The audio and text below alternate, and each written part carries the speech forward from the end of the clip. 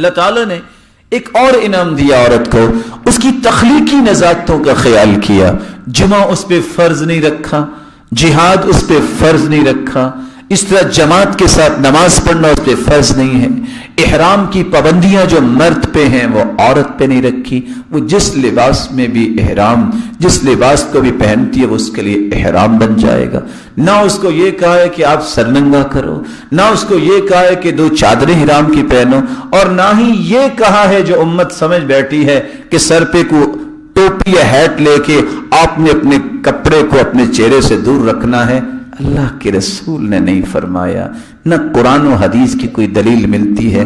یہ سب سختیاں امت نے خود کشید کی ہیں، یہ سب سختیاں اور پابندیاں امت نے خود اپنے اوپر لگائی ہیں. اسلام نے تو اس کی تخلیقی نزاکتوں کا خیال کیا ہے. بعض ایام میں اس پہ نماز بھی پڑھنا جو ہے اس کی رخصت دے دی گئی. وہ ان ایام میں روزے نہیں رکھتی. اللہ کے رسول صلی اللہ علیہ وآلہ وسلم نے امت کو یہ بھی سمجھایا کہ اللہ نے ایک اور اکرام کیا کہ اس کو بیٹی کا درجہ دے دیا. آج بیٹیوں سے لوگ نفرت کرتے ہیں. حدیث یہ کہتی ہے لا تکرہوا البنات فإنہن المونسات الغالیات. بیٹیوں سے نفرت نہ کیا کرو، یہ بہت ہی مہنگی ہوتی ہیں اور والدین کا خیال کرنے والی ہوتی ہیں.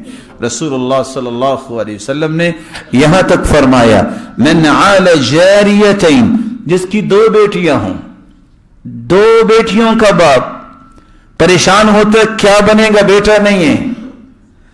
من عال جاریتین.